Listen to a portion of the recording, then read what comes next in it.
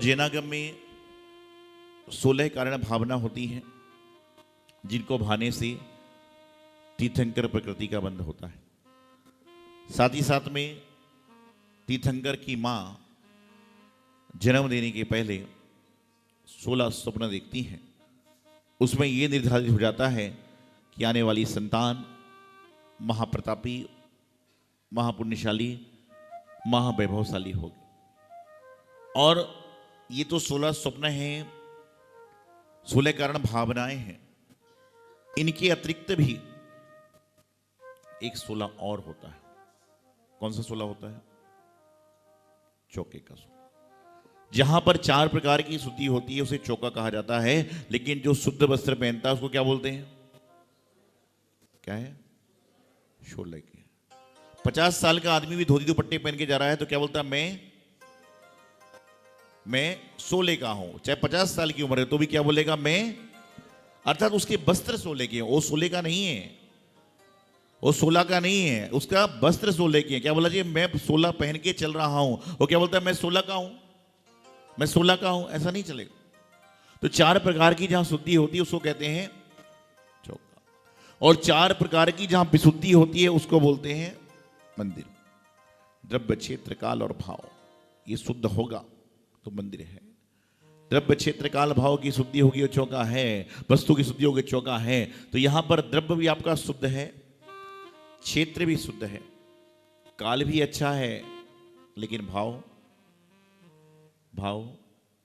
मिश्रित है, पूर्ण शुद्ध नहीं है। पूर्ण शुद्ध यदि भाव हो जाते तो आपके मन में कोई संकल्प विकल्प होता नहीं। जब संकल्प विकल्प है तो भाव आपके मिश्रित हैं कि थोड़ा सा संकल्प है, थोड़ा सा विकल्प है। संकल्प आपका है कि मुझे विधान करना है, लेकिन विकल्प है कि कितने बजे तक करना है। संकल्प आपका है कि मुझे आहार देने जाना है, लेकिन विकल्प है कि इतने बजे तक लौटना है। संकल्प आपका है कि मुझे तीर्थ यात्रा पर जाना है, लेकिन विकल्प है कि इस तारीख तक लौटना है। तो संकल्प के साथ में विकल्प चलता रहेगा। और जो व्यक्ति ये सोच के जाता है कि मुझे तो पूर्ण विधान करके आना है, चाहे कितना भी टाइम लग जाए, उस दिन वह व्यक्ति रोजमर्रा से जल्दी घर पहुंच जाता है। जिस दिन ये सोच के नहीं जाता ना कि मुझे कल जल्दी आना है, हो सकता है उसको रेड लाइट एक भी ना मिले। और जिस दिन सोच के जाता है कि मुझे आज जल्दी घर लौटना है, उस दिन सारे संसार की रेड लाइट उसको ही पड़ती है। तो विकल्प होता ना मन में, तो कहते हैं जो हम सोचते हैं वैसा ही हमारे जीवन में होने लग जाया करता है। इसलिए आप तो बोलो कि हम तो भक्ति करने आए हैं और मनपूर्वक भक्ति करेंगे, मनपूर्वक गुरु दर्शन करेंगे, मनपूर्वक जिनवाणी का स्वाध्याय करेंगे, मनोयोग से पूर्ण आहार करा के आएंगे। कई बार महाराज 10 बजे आहार को निकल जाते हैं, तो विधान चलता रहे 11:30 बज जाए। और कई बार ऐसा हो आदमी आराम आहिस्ता आहिस्ते 10 साढ़े 10 बजे पहुंच रहा है, मालूम चले महाराज का आधा ही आहार हो गया। क्योंकि जब आदमी ज्यादा सोच के आता है ना तो परेशान हो जाता है। इसलिए सोचो मत, बल्कि शुद्ध भाव लेकर आओ। आज 16 कारण भावनाओं के बारे में बहुत सुनते हैं, 16 सपनों के बारे में बहुत सुनते हैं, और ये तक कह देते हैं कि 16 कारण भावना भाने से तीर्थंकर प्रकृति का बंध हो सकता है। लेकिन मात्र 16 कारण भावना भाने से तीर्थंकर प्रकृति का बंध होता तो सारे संसार में अगले जन्म में लोग तीर्थंकर बनने लग जाएंगे। दर्शन विशुद्धि भावना पहली भावना है कि दर्शन विशुद्धि भावना क्या है? कि हमारे दर्शन करते समय परिणाम कैसे हो, हमारे दर्शन करते समय कैसे भाव हो, हमारे दर्शन करते समय हमारे कैसी क्रिया हो। मंदिर में आप आते हो, किस लिए आते हो? भगवान के दर्शन करने के लिए। लेकिन यहां पर भी आकर कई बार प्रदर्शन हो जाता है, कई बार आत्मदर्शन नहीं होता बल्कि दूरदर्शन हो जाया करता है। अंतरंग का दर्शन नहीं होता बल्कि बहिरंग का दर्शन हो जाता है। और मंदिर में वो इतने अच्छे वस्त्र पहन के आए थे, वो काले कपड़े पहन के आ गया। आप मंदिर में निरीक्षक बन के बैठे हो कि भक्त बनकर बैठे हो? आप यदि निरीक्षक बनकर बैठे होगे तो आपको भगवान की भक्ति का, गुरु की भक्ति का फल ना मिले। लेकिन यदि आप भक्त बनकर बैठे होगे तो लाल पीला काला नीला आपको समझ में नहीं आएगा, क्योंकि आपकी दृष्टि परमात्मा की ओर है। और जिसकी दृष्टि परमात्मा की ओर है उसको आजू बाजू वाला समझ में नहीं आता। जिसकी दृष्टि गुरु महाराज की अंजलि में आहार देने की है उसको कुछ समझ में नहीं आएगा। और जिसकी दृष्टि आहार में नहीं है वो ये देखेगा कि कौन ला रहा है, क्या ला रहा है, क्या ले जा, क्या करना है। ये मानवीय स्वभाव है, हमारे साथ आपके साथ में होता है। नजर जाएगी जाने दो, लेकिन नजर को वापस लाओ कि जहां पर लक्ष्य है। आपने स्कूल में एग्जाम दिए होंगे, कितने घंटे बचते हैं एग्जाम के समय? जब हम पेपर देने जाते हैं स्कूल में तो कितने घंटे का एग्जाम होता है? 3 घंटे का। घंटी बजती है, कितनी घंटी बजती है? 1 2 3, और 3 के बाद कोई घंटी बजती है क्या? और 3 घंटी बजने के बाद ये पेपर नहीं दिया तो क्या होगा? पेपर जबरदस्ती छीन लिया जाएगा। उसी प्रकार से परमात्मा ने जो आपको जीवन दिया है ना, उसमें भी 3 घंटे बज रहे हैं, 3 सिग्नल बज रहे हैं, 3 आपके समय आ रहे हैं। पहला उन्होंने जवानी का, बचपन का सिग्नल बजा दिया, दूसरा जवानी का बजा लिया, और तीसरा बुढ़ापे का। बुढ़ापे के बाद में कोई सिग्नल नहीं होगा। और एक समय, बूढ़ा आदमी कितनी उम्र में होता है पहले बताओ? बूढ़ा आदमी कितनी उम्र में होता है? बाल सफेद होने से? आज तो सफेद है ही नहीं, आपके काले नारंगी पीले हो गए हैं इस समय तो। जैसा पहले सफेद चावल था, आजकल चावल सफेद नहीं है, सारा पुलाव हो रखा है। ऐसे बाल इंसान के हो रखे हैं। तो कहते हैं इंसान उम्र से बूढ़ा तो कभी भी हो जाता है, लेकिन इंसान जब उम्र के साथ में मन से बूढ़ा होता है तो समझ लेना कि 10 साल का आदमी भी मन से बूढ़ा हो गया तो बूढ़ा हो जाता है। अब ठंड में आता है ना, बहुत ठंडे, अभिषेक करने नहीं जा रहा हूं, समझ लो बुढ़ापा आ गया। बहुत ठंडे, अभिषेक करने नहीं जा पाऊंगा, बुढ़ापा आ गया। बहुत ठंडे, आज हार देने नहीं जा रहा, बाद में जाएंगे, समझ लो बुढ़ापा की शुरुआत हो गई। बुढ़ापे में क्या होता है इंसान के साथ? बुढ़ापे में इंसान के शरीर की संरचना बदल जाती है। उसके हाथ अगरबत्ती की तरह हो जाते हैं। अगरबत्ती देखी कैसी होती, चलती रहती। बुढ़ापे में इंसान के एक समय के बाद में इंसान के हाथ अगरबत्ती हो जाते हैं और पैर मोमबत्ती हो जाया करते हैं। पैर मोमबत्ती की भांति हो जाते हैं, हाथ अगरबत्ती, पैर मोमबत्ती, और मुंह बंदूक। AK-47 धनाधन चल रही है, बिना नॉन स्टॉप बोलता ही रहेगा, बोलता ही रहेगा, बोलता ही रहेगा। वो बोलता रहेगा, पता नहीं चला क्या ही रहेगा, बोलता ही रहेगा। हाथ अगरबत्ती, पैर मोमबत्ती, मुंह बंदूक और पेट संदूक। हर चीज खाने की इच्छा है, दांत से चब नहीं रहा है, लेकिन सामने वाला खा रहा है तो खाने का मन हो रहा है। तो क्या है? मुंह बंदूक, पेट संदूक, और आंखें दूरबीन। आंखें दूरबीन की भांति हो जाती हैं, उसे वो भी दिख रहा है जो आपको नहीं दिख रहा है। आपको क्या है? वह भी दिख, आप उसको वह भी दिख रहा है जो आपको नहीं दिख रहा है। और कान, कान कैसे होते हैं? एयरफोन की भांति हो जाते हैं कि उसके बारे में सब कुछ सुनाई देगा, लेकिन काम की बातें नहीं सुन। जैसे एयरफोन लगा लेते ना आप, तो आपको कुछ समझ में नहीं आता है बाजू वाला क्या बोल रहा है, लेकिन आपके बारे में बोलेगा तो बड़े वाले एयरफोन में भी समझ में आता है क्या बोल रहा है मेरे बारे। ऐसे ही होता है। आप देखना, कितना भी आदमी कान से कम क्यों ना सुनता हो, लेकिन जब उसके बारे में बोलोगे तो तुरंत बोलता है कि मेरे बारे में बोल रहे हो। जीवन में आपको समझना है कि आप सिद्धचक्र महामंडल विधान की इतनी बड़ी आराधना कर रहे हो, सिद्धों का गुणगान कर रहे हो, और जो सिद्धों का गुणगान करने के लिए आप प्रयत्नशील हो, उनका गुणगान ना जाने कितने भाव से, कितने सालों से, कितने जन्मों जन्मों में किया है, लेकिन आज तक सिद्ध बनने की राह पर नहीं चल पाए। क्यों? सिद्ध बनना है। 32 अर्घों के माध्यम से हम सिद्धों की स्तुति करने का प्रयास करेंगे, भक्ति करने का प्रयास करेंगे। जैनागम में जब क्रमवार चलता है तो 32 नंबर की बात चलती है, तो 32 क्या होते हैं? क्या होते 32? कल बताया था 16 करण भावना होती हैं, 16 स्वप्न होते हैं, इसी वजह से 32 है। तो 32 क्या है? 32 तरह के अंतराय होते हैं। वो आपके नहीं, इसलिए आपको पता नहीं है, मुनि महाराजों के आश्रित होते हैं। 32 तरह के अंतराय हुआ करते हैं, और वह अंतराय यदि साधुगण के आहार में प्रवेश कर जाएं तो साधुगण आहार छोड़ देते। जीवन में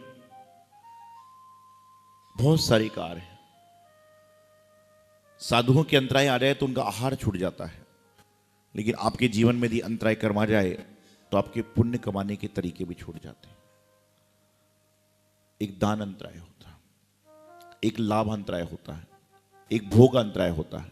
ऐसे कई तरह से अंतराय की चर्चा करते हैं तो अनेक आते हैं। दान अंतराय किस तरह से होता है?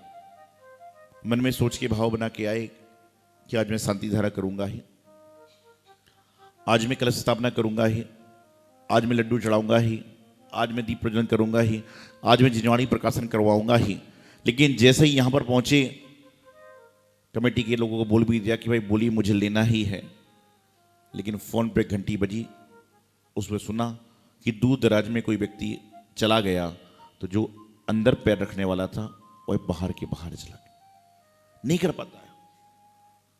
पैसा होना कोई बड़ी बात नहीं है, लेकिन पुण्य होना बड़ी बात है।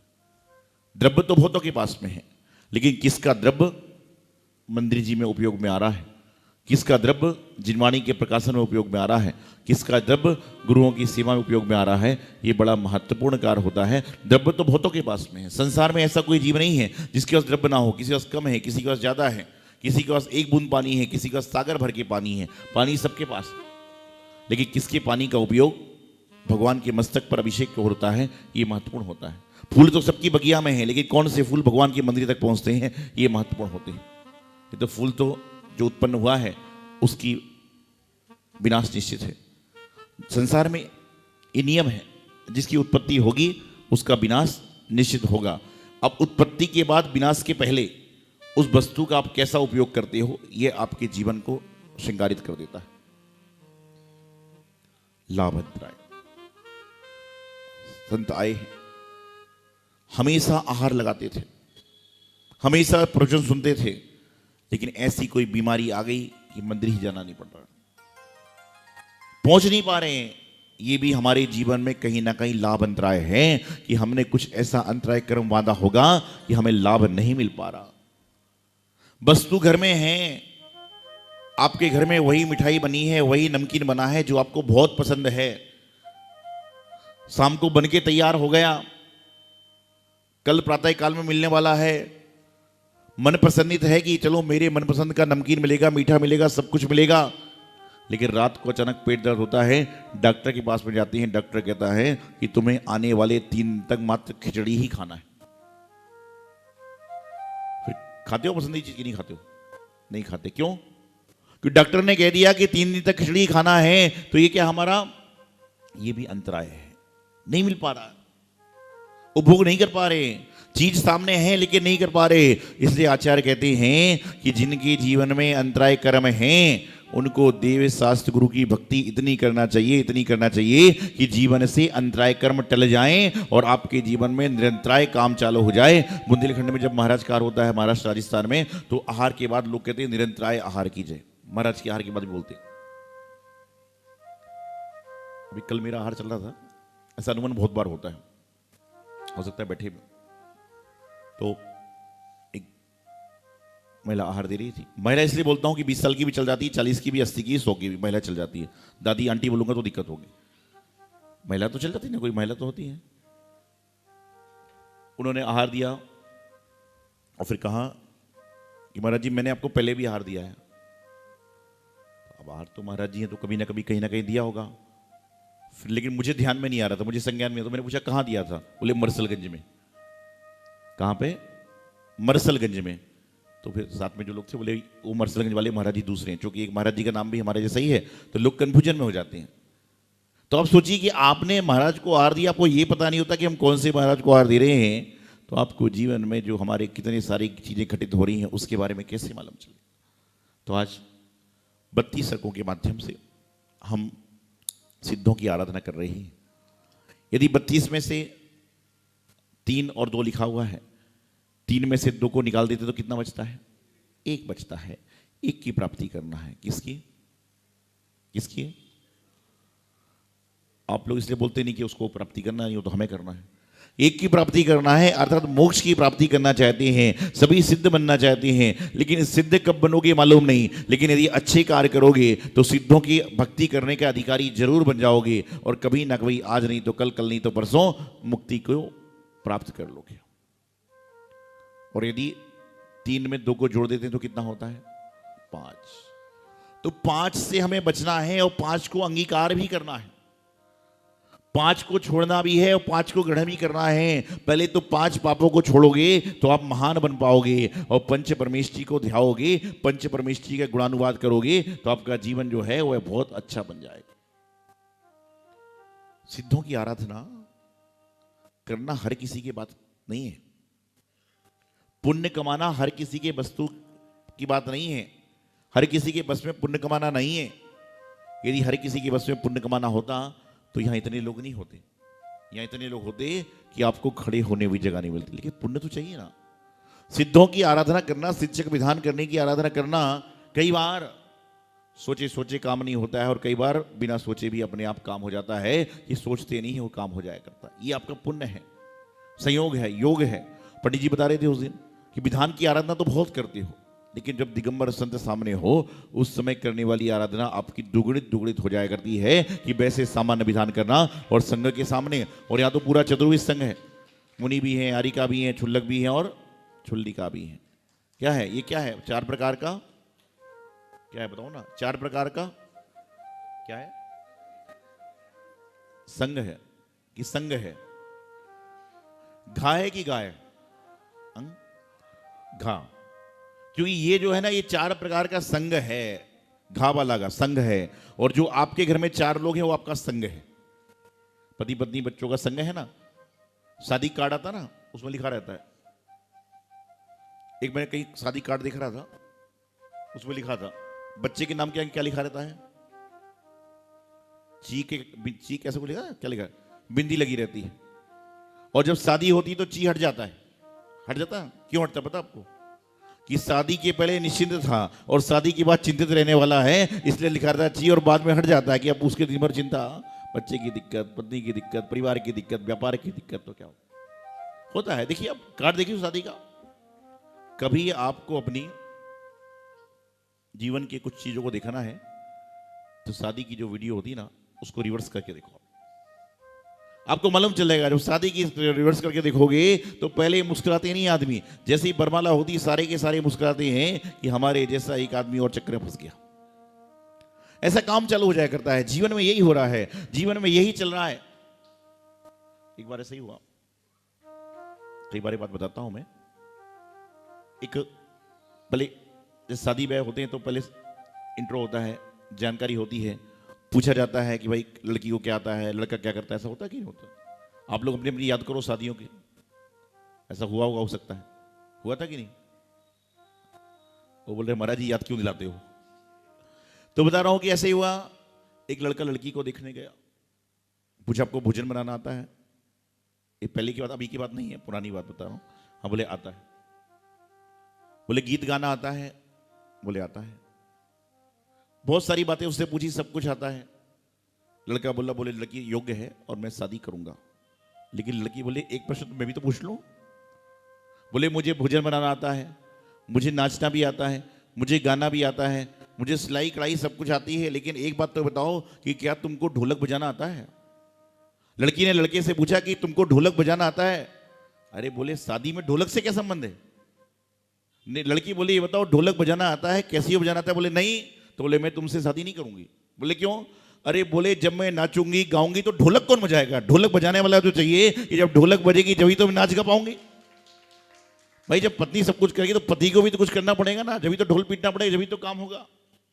जीवन में बहुत सारी चीजें जिनको हम समझ लेंगे जीवन अच्छा हो जाएगा, नहीं समझेंगे जीवन खराब हो जाएगा। तो अंतराय की बात बता रहा था कि दान अंतराय होता है कि द्रव्य पास में है लेकिन भाव नहीं होते। भाव होती तो द्रव्य नहीं है, और द्रव्य और भाव दोनों हैं तो पुण्य कर्म उदय में नहीं आता। जब कभी 100 धर्मेंद्र बनने का अवसर मिलता है, उस समय थोड़े से द्रव्य के लिए 100 धर्मेंद्र के पद से चुक जाते हैं, कुबेर यज्ञ के पद से चुक जाते हैं। द्रव्य फिर आ जाएगा लेकिन वह अवसर बार बार नहीं आता, क्योंकि द्रव्य तो आज नहीं कल आ जाएगा, लेकिन अवसर आए तो भाव बने, और भाव बने तो शुद्ध बीमारी आदि ना हो। यह भी बहुत बड़ी बात है। इसलिए कहते हैं कि शुभ कार्य जब भी करना हो उसको कल पे मत छोड़ो, तुरंत करने का प्रयास करो। पता नहीं कल क्या होगा, कल होगा कि काल होगा, इसके बारे में किसी को पता नहीं होता। सिद्धों की आराधना का क्रम चल रहा है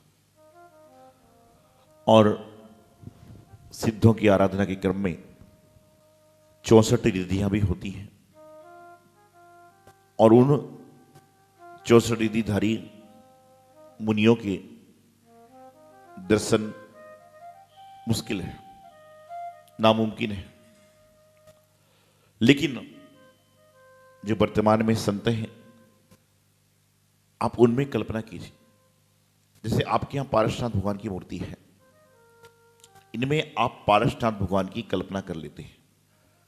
साक्षात में पारसनाथ भगवान नहीं है, आप जानते हो। उसी प्रकार से 64 रिद्धिधारी जो मुनि होते हैं वर्तमान में नहीं है, लेकिन जो वर्तमान में मुनि हैं आप उनमें भी उनकी कल्पना कर लोगे तो भी आपको पुण्य मिलना प्रारंभ हो जाएगा, क्योंकि कल्पना करना आपका काम है। लेकिन वर्तमान में आज मैं देखता हूं, बड़ी कड़वी बात है लेकिन सच्ची बात है, कि लोग मंदिरों में स्वाध्याय कर रहे हैं। किसका कर रहे हैं? कोई समय सार का, कोई नियम सार का, कोई प्रवचन सार का। करिए, करने मनाही नहीं है, लेकिन उसके पहले श्रावकाचार का भी तो स्वाध्याय कीजिए। जैनागम में कितने तरह के श्रावकाचार है पता ही नहीं। आप श्रावकाचार का स्वाध्याय नहीं करते इसलिए भटक जाते हो। आप सीधा सीधा बड़ी किताबों को पढ़ने में लगे हुए हो। अरे समय सार को पढ़ने के बाद आपका समय बिगड़ रहा है कि सुधर रहा है?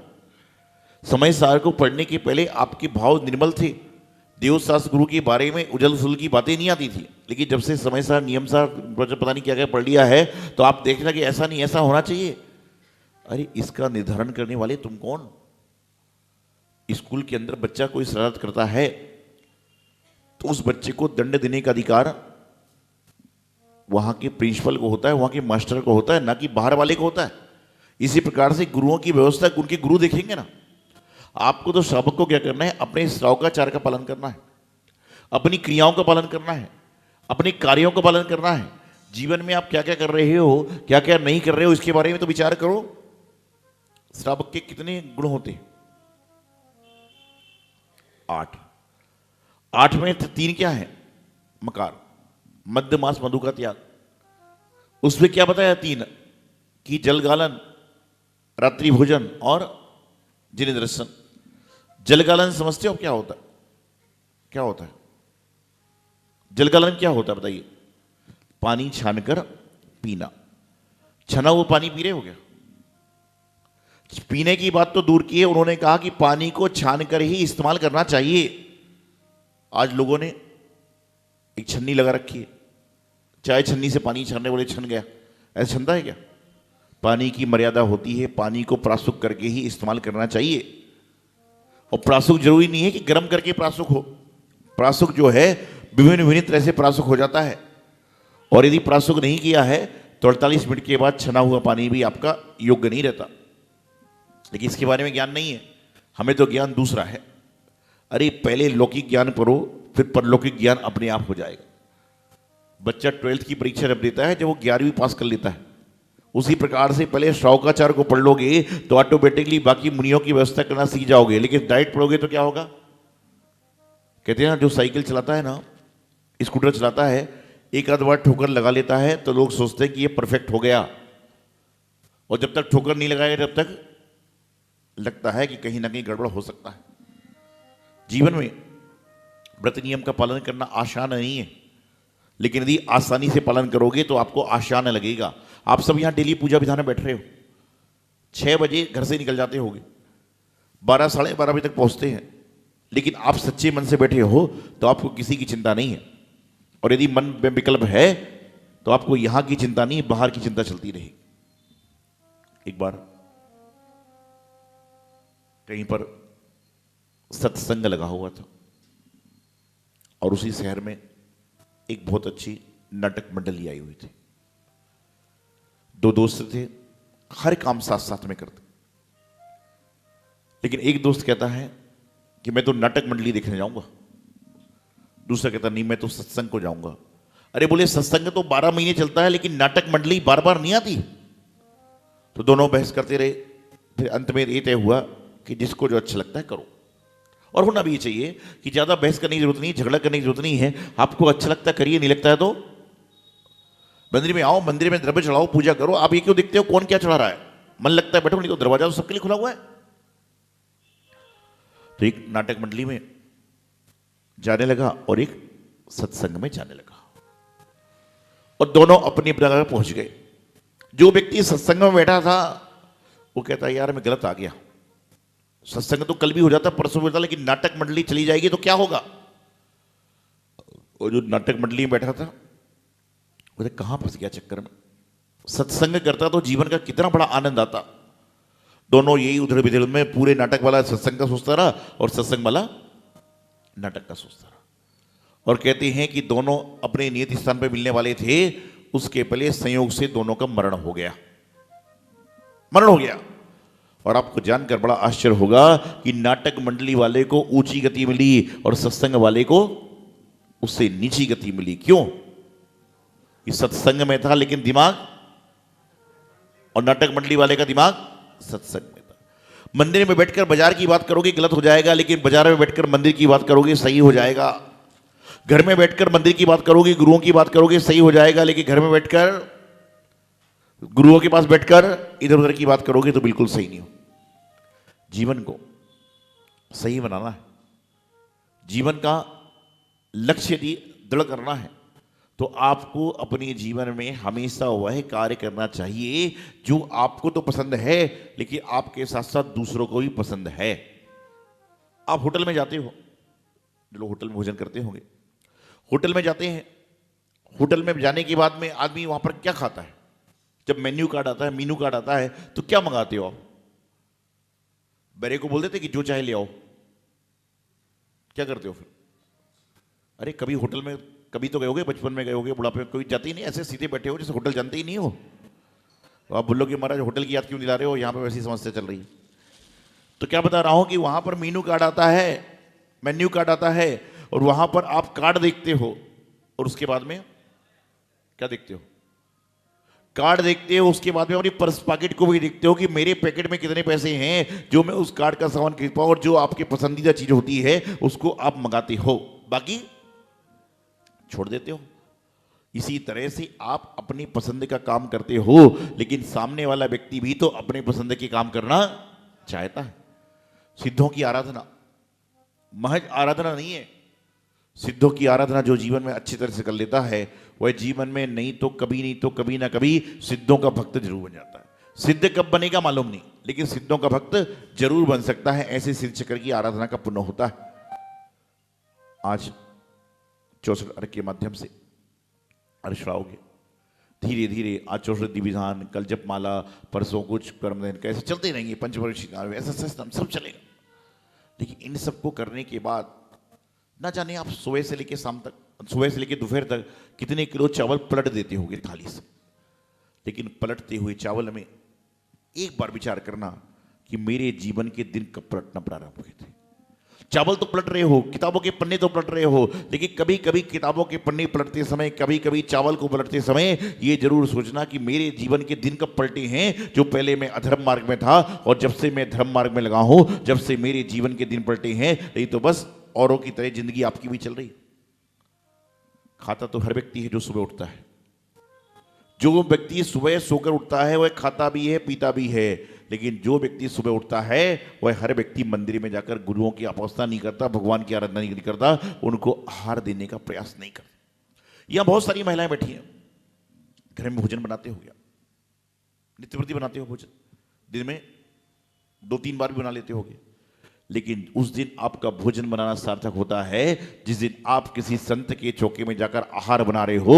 उस दिन आपके जीवन का भोजन बनाना सार्थक हो जाएगा, क्योंकि खाने वालों के खिला रहे हो, तुम नहीं खिलाओगे तो भी खा लेंगे।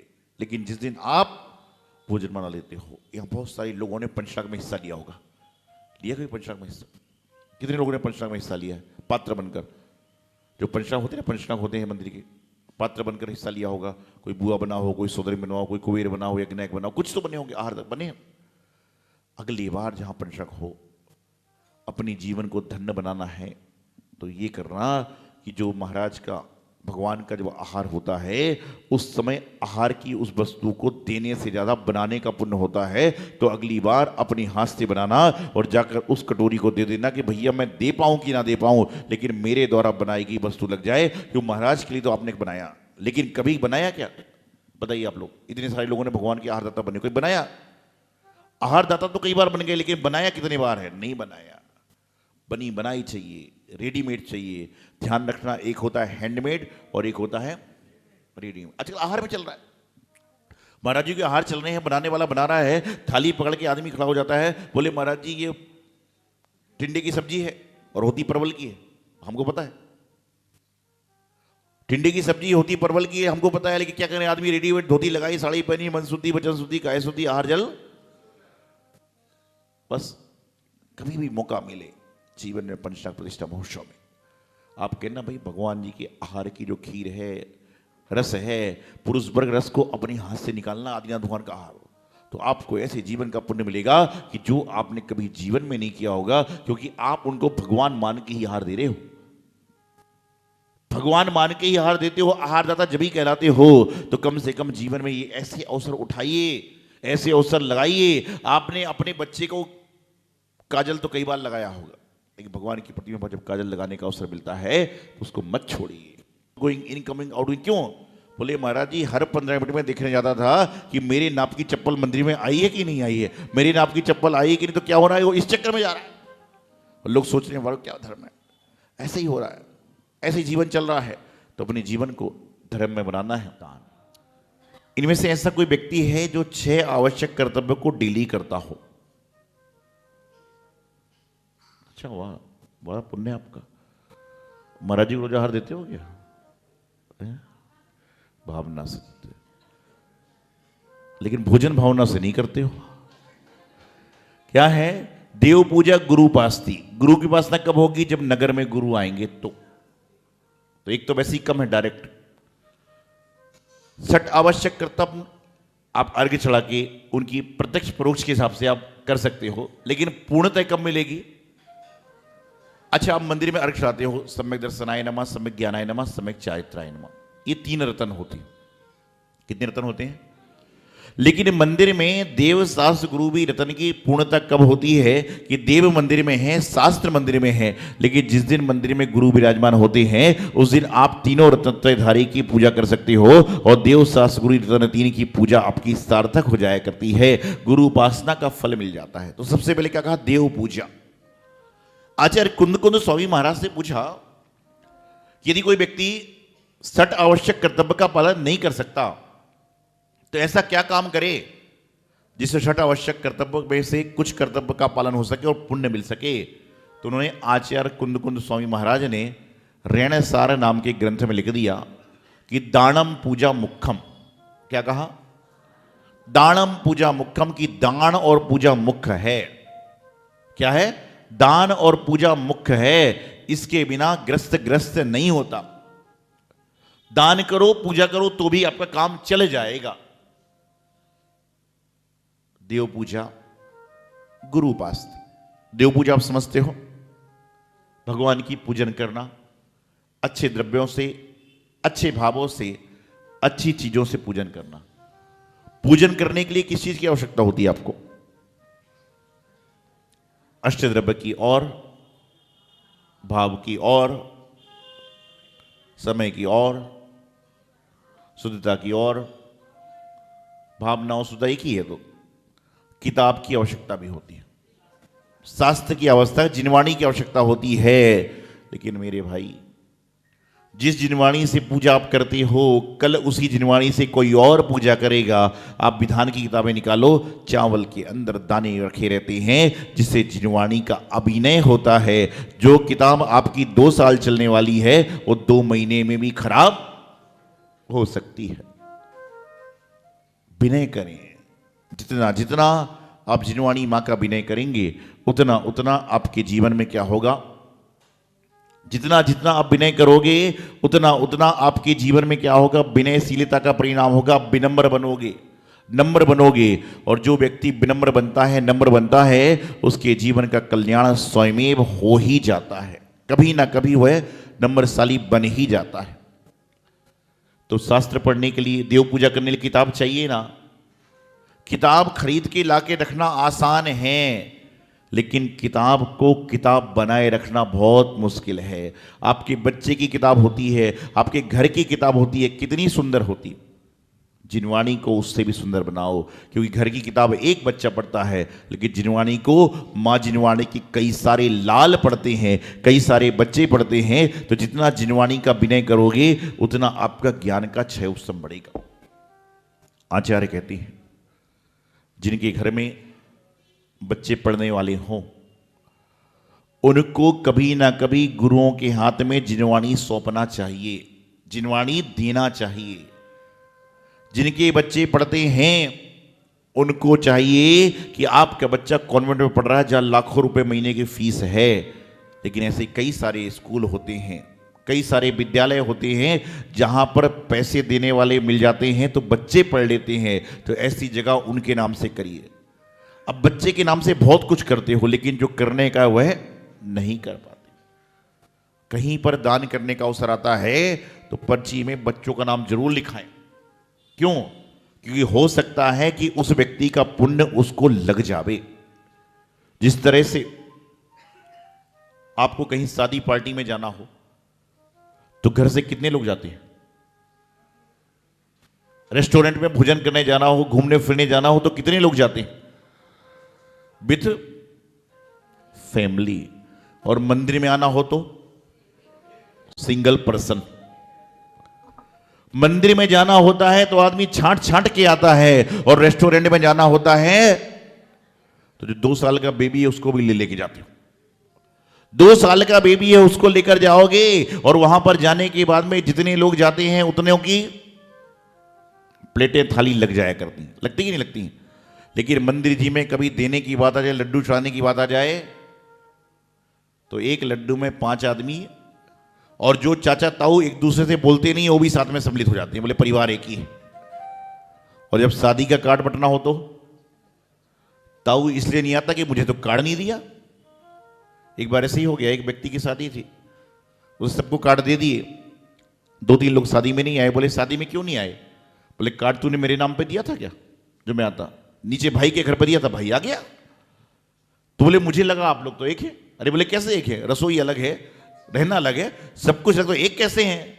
नहीं बोले वो जब महाराज जी का चौमासा चला था ना तो कलश लेने की बात आई थी, तो आपने कहा हम तीनों भाई तो एक ही हैं, इसलिए एक कलश दिया था, तो हम सोचे कि कार्ड भी एक ही देना चाहिए, तो बुरा मान जाओगे आप।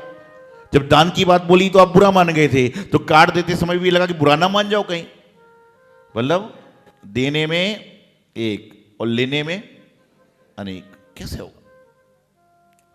देव पूजा, भगवान की पूजा कई तरह से की जाती है। शास्त्रों में वर्णन है कि व्यक्ति को दिन में कितने बार मंदिर जाना चाहिए? 3 बार। कितने बार? 3 बार मंदिर जाए तो 3 बार कुछ ना कुछ लेकर जाए।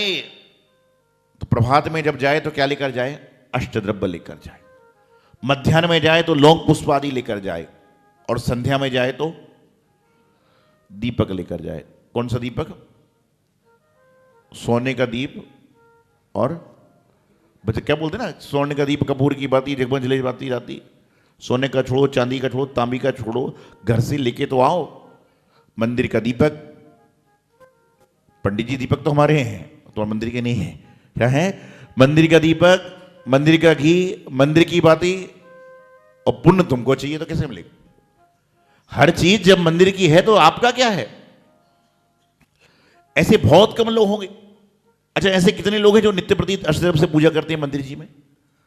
बहुत सारे लोग होंगे। लेकिन उसमें से ऐसे कितने लोग हैं जो अपने हाथ से द्रव्य धोकर मंदिर में पूजा करते हैं?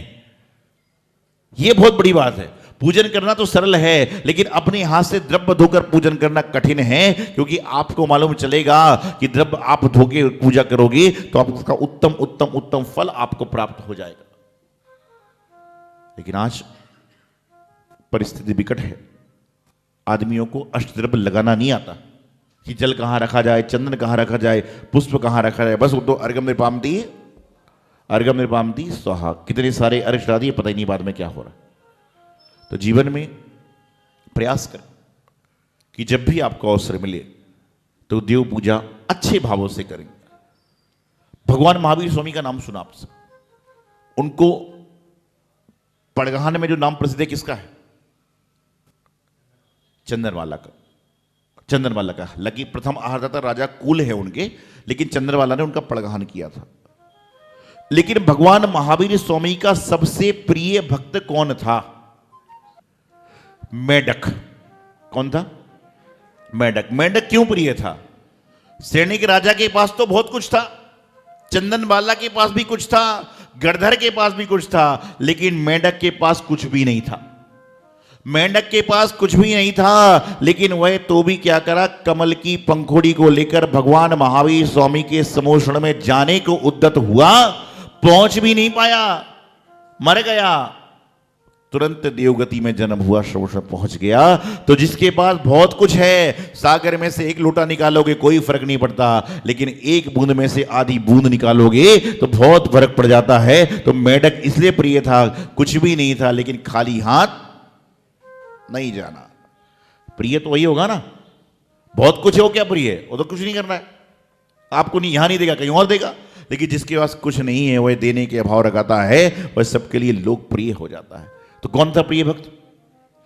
पक्का हो गया ना, समझ गया ना क्यों प्रिय था? राजा श्री भी प्रिय होगा, गौतम गणधर, भगवान के लिए तो सारे प्रिय होते हैं, लेकिन विशेष प्रिय कौन हुआ? मेंढक। ध्यान रखिएगा। तो क्या है कि भगवान की भक्ति करने के लिए जब मेंढक जैसा त्रियंच जीव जो बोल नहीं सकता, वह भगवान की भक्ति करने के लिए कुछ ना कुछ लेकर जाता है, तो आप भी तो क्या करो, मंदिर में जाओ तो कुछ ना कुछ लेकर जाओ, और मंदिर से आओ तो कुछ ना कुछ लेकर आओ। क्या कहा मैंने? मंदिर से में आओ तो कुछ ना कुछ लेकर आओ, और मंदिर से जाओ तो कुछ ना कुछ। अब आप बोलोगे महाराज जी ये क्या बात कर रहे हो आप? जब मैं बचपन में था ना, छोटा, तो मेरी मां मुझसे कहती थी कि बोले मंदिर जाना, वहां से कुछ लेके मत आना। आपसे भी कहा होगा, लेकिन मैं कह रहा हूं कि लेके जाओ। क्या लेके जाना? मंदिर में आना तो लेकर जाना, तो लेकर आना तो डिब्बा पूरा खाली छोड़ देना, नहीं तो ऐसा नहीं कल से द्रव्य सामग्री आधी चली जाओ। तो मंदिर में ऐसे जाओ तो जो भगवान की वाणी है, गुरु की वाणी है, जिन वाणी की वाणी है, उसको साथ में लेकर जाओगे तो आपके जीवन का कल्याण हो जाएगा। द्रव्य सामग्री साथ में छोड़कर जाओगे तो कल्याण हो जाएगा। इसलिए यहां से लेके जाना। और हम तो कहते हैं भगवान से लेकर ही जाना चाहिए, यहां पर मांगने ही आना चाहिए। लेकिन क्या मांगने आना चाहिए? वह जो कुछ देर का सुख है, कि वह जो हमेशा हमेशा का सुख है? महाराज के सामने तो यही बोलना पड़ेगा। आपको बताना चाहता हूं, एक महिला दादी अंधी थी, आंख से अंधी थी, दिखता नहीं था। उसको मालूम चला कि पारसनाथ भगवान की भक्ति करने से संकट कट जाते हैं। वह भगवान के मंदिर में गई और कहने लगी, भगवान मेरी 3 समस्याएं हैं। कितनी समस्याएं हैं? 3 समस्याएं हैं। भगवान बोले, बोलो क्या समस्या है? बोले, मैं आंख से अंधी हूं, गरीब हूं, मेरे बच्चे की शादी को 10 साल हो गए, कोई संतान नहीं है। भगवान ने आशीर्वाद दे दिया। क्या कहा? आशीर्वाद दे दिया। तो उसने कहा मतलब मैं पक्का समझ लूं? बोले, भगवान जी बोले पक्का तो है, लेकिन मैं एक वरदान दे सकता हूं। अब सोचो, आपको 3 में से एक चॉइस है, आपकी आंख चाहिए कि सोना चांदी चाहिए कि पोता चाहिए, क्या मांगोगे आप लोग बताइए? आंख मांगेंगे, बिल्कुल सही। वो बोले आंख से क्या करना है, बुढ़ा तो हो ही गया, पोता मांग लूंगी। तो उस दादी जी ने कहा, बोले भगवान जी मैं एक वरदान मांगूंगी। क्या मांगूंगी? एक ही वरदान मांगूंगी, आप दोगे? बोले दूंगा। बोले मैं वरदान मांगती हूं कि मैं अपनी आंखों से अपने पोते को सोने चांदी के बर्तन में खाते हुए देखूं। मैं अपनी आंखों से अपने पोते को सोने चांदी के बर्तन में खाते देखूं। भगवान बोले तथास्तु। और भगवान कह रहे, बोले पंचम काल में मायाचारी बहुत बढ़ गई है। वरदान तो एक ही था ना, वरदान तो एक ही था कि मैं अपनी आंखों से पोते को सोने चांदी के बर्तन में खाते देखूं। तो सोने चांदी का बर्तन मतलब धनी हो गया, पोता भी आ गया और आंख भी आ गई। सोचिए, ऐसे लोग हैं संसार में।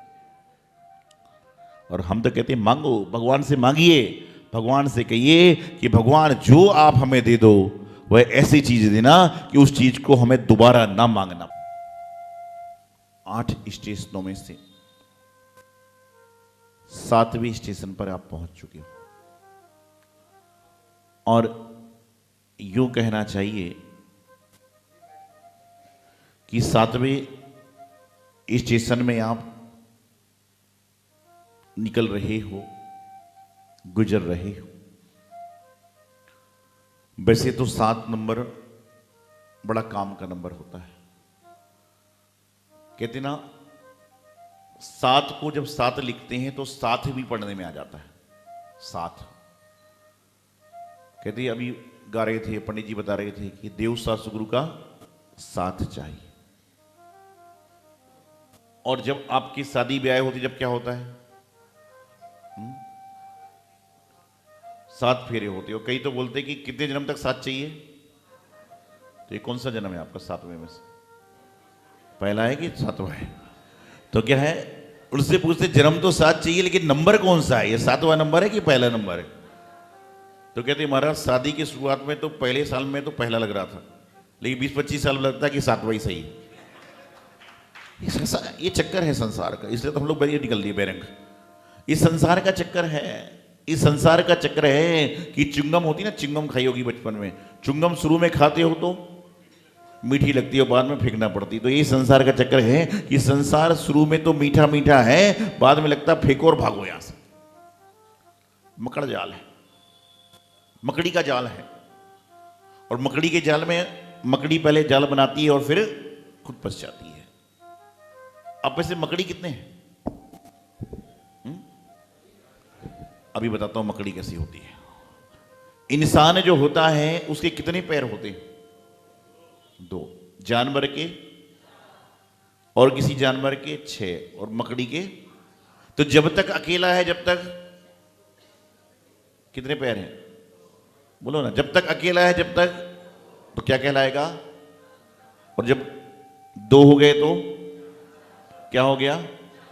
और हम 2 हमारे 2 तो 8 पैर। 8 पैर मतलब मकड़ी जाल बनाएगी और उसी में फंस जाए। ये होता है संसार में, चक्कर हो रहा है। कुंवारों से पूछो उससे शादी कब होगी, शादीशुदा से पूछो शादी क्यों होगी। कुंवारे से पूछते हैं वो इस इंतजार में है कि शादी कब होगी, और जो शादीशुदा आदमी बोलते हैं शादी क्यों होगी, कुछ समय बाद हो जाती। संसार में शादी होवे ना होवे, लेकिन जीवन में शांति जरूरी है। 7 फेरे लिए, तत्व साथ होते हैं, दिन साथ होते हैं, आपके हर चीज साथ साथ है। यहां तक कहते हैं लकी नंबर भी साथ होता है। ये सब तो कर्म है, कर्म है, कर्म है। लेकिन आपका पुरुषार्थ कैसा है ये जरूरी है। कल ऑनलाइन प्रश्न आया था एक, बोले महाराज जी आजकल रत्नों का बहुत काम चल रहा है। कोई पुखराज पहन रहा है, कोई नीलम पहन रहा है, कोई पन्ना पहन रहा है, कोई हीरा पहन रहा है, बताइए। मैंने कहा जी मैं तो इसमें जीरो हूं, मैं तो कुछ जानता नहीं ये तंत्र मंत्र। तो फिर बोले मैंने रत्न को धारण कर लिया है तो मेरा भाग्य कब बदलेगा? मैंने कहा रत्न पहनने के बाद तुम्हारा भाग्य कब बदलेगा मुझे पता नहीं, लेकिन बेचने वाले का भाग्य जरूर बदल गया, क्योंकि उसका तो माल बिक गया। क्या हुआ? रत्न पहनने के बाद तुम्हारा भाग्य कब बदलेगा पता नहीं, लेकिन बेचने वाले का तो भाग्य बदल गया, क्योंकि उसका माल तो। रत्न पहनने से काम तो होगा, लेकिन रत्न पहनने के साथ साथ में जो रत्नत्रय के धारी हैं उनके चरणों की सेवा करोगे, भगवान की भक्ति करोगे, जब जाकर काम होगा। मात्र रत्न पहनने से काम होता तो संसार में बेचने वाले व्यापारी बन जाते सारे बड़े बड़े आदमी, बेचने की जरूरत ही नहीं थी। आज हो यही रहा है। हम लोग इतने परेशान हैं कि जहां पर भी सॉफ्ट कॉर्नर मिलता है वहीं घुस जाते हैं। बोलते ना गाड़ी पार्क करने वाले को जहां गली में जगह मिलती है वहीं पर वह क्या कर लेता है, वहीं पर गाड़ी को पार्क कर देता है। ये नहीं सोचता, वह नहीं सोचता कि गाड़ी जो है पार्क की जा रही है तो पीछे वाले को दिक्कत ना हो जाए। बस वह क्या करता है कि गाड़ी को पार्क कर देता है। जहां जगह मिली, जहां पर जगह मिली वहीं पर, थोड़ा धीरे करना बोलो ना, जहां पर जगह मिलती है वहीं पर वह गाड़ी को लगा देता है। इसी तरह से इंसान का जीवन है कि उसको जहां जगह मिली वहीं पर एडजस्ट हो जाता है। होना ही चाहिए, लेकिन ध्यान रखना यहां पर यदि एडजस्ट नहीं होगे तो ऊपर जाकर वहां पर भी एडजस्ट नहीं हो पाओगे। एक कमरे में 10 लोग भी रह सकते हैं और 10 कमरों में 3 लोग का भी रहना मुश्किल हो जाता है, क्योंकि आपके अंदर भाव सही नहीं है। और ध्यान रखना जो एडजस्ट है उसी का पेट डाइजेस्ट है, जो एडजस्ट है उसी का भोजन डाइजेस्ट है, और जो एडजस्ट नहीं है उसके जीवन में डाइजेस्ट हो ही नहीं सकता, बल्कि अपच हो जाए। कई लोग भोजन करने के बाद चूरन खाते हैं, गोली खाते हैं, क्यों? कि भोजन पच जाए। और जो सही भोजन करते हैं वो चूरन नहीं खाते, बल्कि क्या करते हैं, भोजन करने के बाद में संतों के साथ में आहार विहार में सम्मिलित हो जाते हैं, कहते हैं हमारा भोजन तो वैसे ही पच जाएगा। कई लोग मॉर्निंग वॉक पे जा रहे हैं, और ऐसे ऐसे बुद्धिजीव हैं कि जो प्रातःकाल मंदिर के सामने से 2 बार निकलते हैं, जाते में भी आते में, लेकिन मंदिर के हाथ नहीं जोड़ेंगे। अरे नहा धो के आ जाओ, मंदिर तक पैदल आ जाओ, यही तुम्हारी मॉर्निंग वॉक हो जाएगी।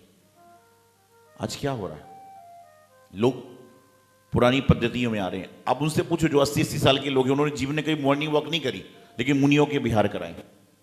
उन महिलाओं से पूछो 80 साल की है जो नीचे बैठ के नमस्तु कर सकती हैं, उन्होंने क्या किया, जॉगिंग वॉगिंग नहीं करी, बल्कि उन्होंने क्या किया, हाथ से कूटा पीसा होगा तो कहते सब कुछ सही है। सब चीज नीति के हिसाब से चलती है, पद्धति के हिसाब से चलती है, व्यवस्था के हिसाब से चलती है, लेकिन उस व्यवस्थाओं में क्या होता है, उस पद्धति में क्या होता है कि हमारी जो क्रम है ना वो बिगड़ चुका है। खाने का समय खराब हो गया, उठने का समय खराब हो गया, सोने का समय खराब हो गया, मंदिर जाने आने का समय खराब हो गया। भगवान महावीर स्वामी को मोक्ष कितने बजे हुआ था? तुम तो ऐसे बोल रहे हो जैसे तुम सामने खड़े होकर देख रहे थे। ये तो पक्का है कि भोर में हुआ था। आज से 20, 25, 30 साल पहले मंदिर में लड्डू चढ़ते थे ना, तो जो 6 बजे तक सोता रहता था उसको लड्डू चढ़ाने नहीं मिलता था। होता कि नहीं, 6 बजे तक पूरा चढ़ जाता, खत्म। लेकिन आजकल लड्डू चढ़ाने वाला 9 बजे चालू करता है, बोले रात को 12-1 बजे सोया होगा तो सुबह किससे मंदिर में आएगा। तो भगवान महावीर स्वामी को मोक्ष हो गया प्रातः काल की बेला में, भोर में हो गया, अंधकार में हो गया, सब कुछ हो गया, क्योंकि उनका जो मोक्ष अंधकार में नहीं हुआ, बल्कि लोगों के अंधकार को दूर करने के लिए मोक्ष रूपी प्रकाश उन्होंने जीवन में फैलाया, और उस प्रकाश में हम जी रहे हैं, उस प्रकाश की हम कल्पना कर रहे हैं। जीवन में समय बार बार नहीं आता। आज आप स्वस्थ हैं, काम कर लो।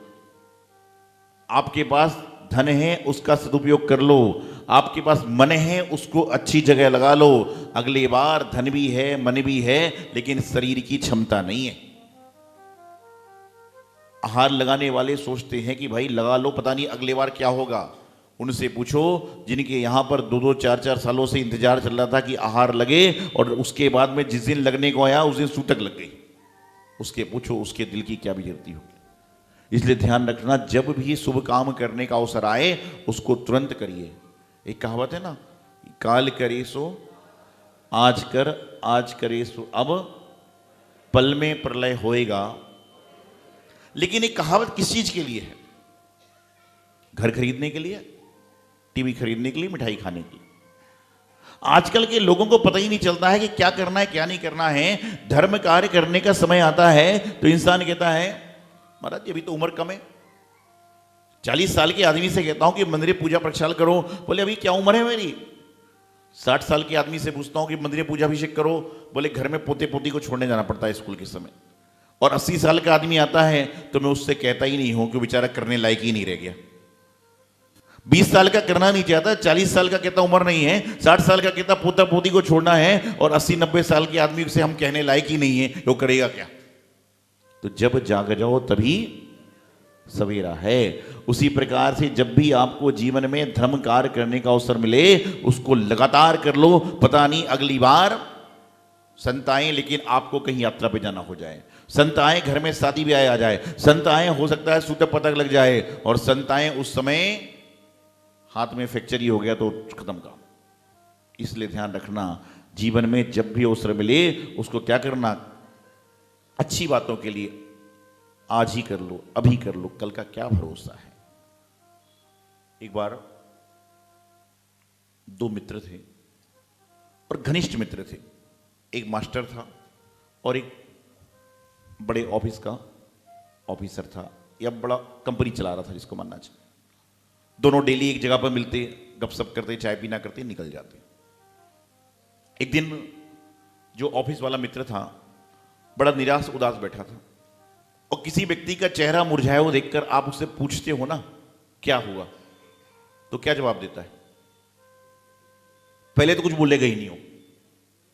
किसी का चेहरा उदास देखकर आप पूछोगे क्या हुआ, तो वह व्यक्ति क्या करेगा? पहले तो कुछ बोलेगा ही नहीं, 2-3 बार बोलोगे, जब धीरे से बोलेगा। और क्या बोलेगा? किसी को बताना मत। ऐसे भी लोग होते। तो बता रहे थे कि क्या हुआ, कि उसने बोला क्या हुआ, बोले छोड़ो यार, क्या समस्या रोज की है। बोले बताओ तो क्या बात है। उसने बताया क्या बताऊं, पिछले 3-4 महीने से मेरे कोई प्यून है, वर्कर है, कोई काम ही करने को राजी नहीं है। बोले अच्छा। बोले मैं तुम्हें एक दोहा देता हूं, उस दोहे को लगा लो, लोगों में एनर्जी आ जाएगी। दोहा दे दिया कि काल करे सो आज कर, आज करे सो अब, पल में प्रलय होएगा, बहुरी करेगा कब। दोहा दे दिया।